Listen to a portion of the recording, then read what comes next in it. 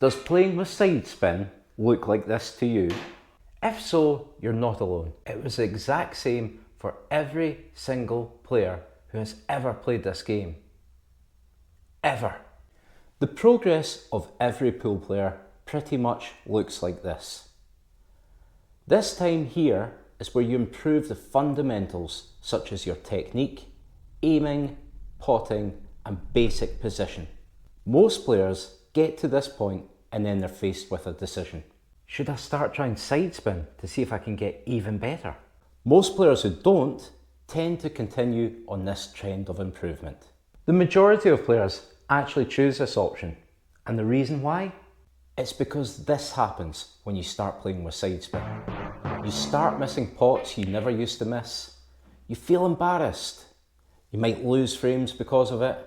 If you play for a team, you probably feel like you've let your teammates down. It takes a lot of mental resolve to start doing something that you know is going to make you worse to begin with.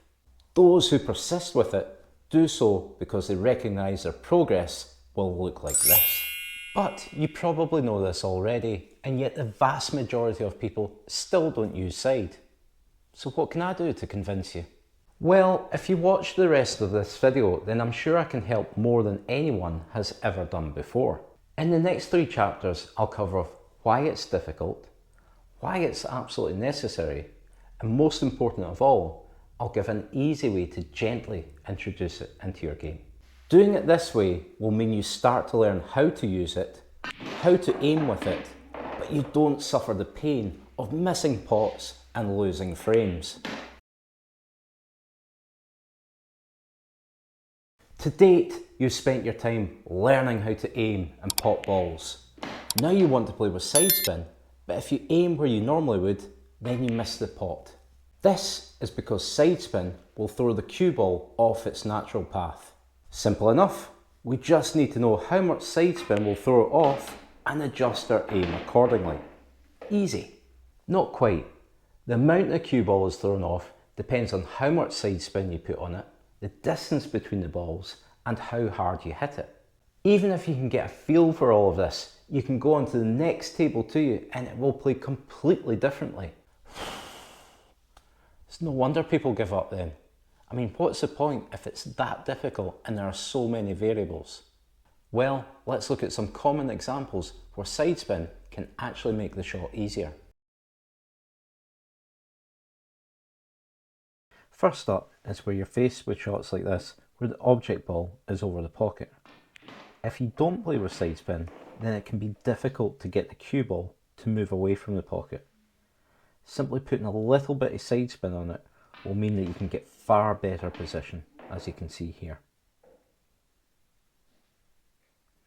And shots like this are fairly simple, but if you don't play them with side spin, you can see I'm not really getting great position on the 8 ball. It doesn't make the shot a whole lot harder to play with just a little bit of side spin. But if you watch this, then you can see the difference it makes. I get much closer to that 8 ball and leave myself a very simple pot. On this shot, I need to screw back the full length of the table to try and get on the 8 ball. Playing without side, you see I get a fair amount of screw back, but I'm nowhere near it. I can hit the same shot at the same speed, but if I put side spin on it, the side spin quickens up the cue ball and gets it down the table much easier. Again, leaving myself a simple shot on the 8 ball. When you're faced with a shot like this, if I pot it plain ball, then I cannot get on the 8 ball as it only goes in the right hand pocket. This is a shot that you must play with side spin. So just a bit of top right, and I can manoeuvre the cue ball to the opposite side. Those are all quite common examples of where side spin is used, and you tend to get at least one of those situations arises in almost every single frame, and in my opinion, it's absolutely vital to play them with side spin. Those situations account for a number of shots, but did you know that advanced players will play around 60 to 70% of their shots with side spin? This includes shots where it's not immediately obvious that they're playing with side spin, but there are very good reasons for doing this. For example, to pot a ball you can't see, to make a bank shot that isn't on,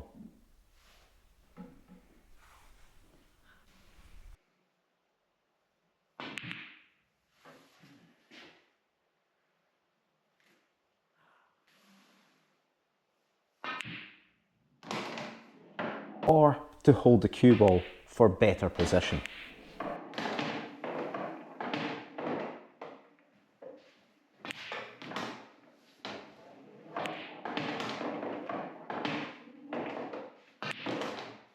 To get to the stage where you're playing with side spin on 60 to 70% of your shots is much further down your journey, and if you try to do too much too soon, then your game will suffer and you'll probably give up.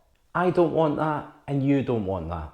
So now I'm going to give advice on how to slowly introduce side spin without it having a negative impact on your game. To play with sides successfully, we simply need to learn how much to adjust our aiming, and there are two ways to do this. You can try the practice routine that I'll demonstrate in a minute, or you can attempt certain shots during a match. Doing these two things is feeding your brain lots of information so that it almost becomes natural. Just like when you first started to aim, you used to think about your angles all the time, and as you progressed, it just became a natural instinct. So we'll start with what you can actually do during a match. And the key to this is to start with shots that are very low risk. Let's look at some examples. So if we look at this shot again, this is a perfect example of one that you can play with side spin. It is almost impossible to miss, but playing it with side spin will mean that you're learning how much the cue ball is thrown off. You can also play safety shots with side spin. If you look here, I played this plain ball and I didn't hide the cue ball. If I put a little right hand side on it, it widens the angle and I can get a much better safety shot. Again, it's a low risk shot. And it's useful on trickier shots like this, like ones down the cushion. If I play it plain ball, you can see that I've missed this. Playing it with side spin actually imparts a bit of side spin onto the object ball, making it a much easier pot. And then lastly, you don't have to be right over the pocket, but if you've got a shot that's fairly simple, you can play it with side spin to give yourself better position. I actually play side spin on the second yellow as well, just to get me out for the 8 ball. You don't have to play all those shots to begin with. If you're not entirely comfortable, then just start with the shots that are over the pocket. There's no harm in starting slow. The worst thing that could happen is that it just takes you a little longer to get to where you want to be. But that's much better than trying to do too much too soon. If you can combine these shots with this practice routine, then you'll level up even quicker. So on this routine, we just want to leave ourselves some simple pots. I've placed this spot on the table and I'm going to put the object ball on that spot every single time. And the purpose of this is to play every single shot with side spin. Now, if you do that, what you're going to learn how to do is play with all areas of side spin. So you'll play top left, top right, bottom left and bottom right. And the object is just to try and pot as many balls as you can without missing. There's 15 balls in this table and you can clear them up and then start again, or you can just continue with the exercise. But as you can see on shots like this, that side spin moves the cue ball away from the object ball, giving you much better position. To complete this routine, it's important to keep the cue ball away from the cushion. If the cue ball is on the cushion, then it's a lot more difficult to play with side spin. And this is a nice example here where you see the cue ball just moving out away from the spot, giving me good position on this. Now, it's up to you if you are not entirely confident with it. If you've got a shot that is particularly difficult, you don't have to play every shot with side spin. Or if you miss, you can simply carry on. Just adapt this to whatever level you're at, because if you go and play with side spin for the first time and try this routine, you'll probably find it very difficult. I would say also another important point is to try and keep the cue ball high, above the object ball. Because if you see a shot like this, my cue ball is already travelling away from it. I like to leave myself high, and it means that I can play with bottom side spin off 2 cushions, or like this one here, top side spin, to get myself high on the ball again. And it's actually pretty fun. It's quite a quick routine to do. There's not a lot of setup in it. It is quite an enjoyable routine.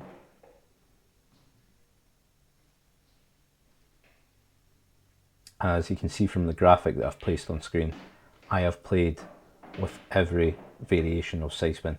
I never tend to hit the cue ball just in the side. I always put top or bottom spin on it as well.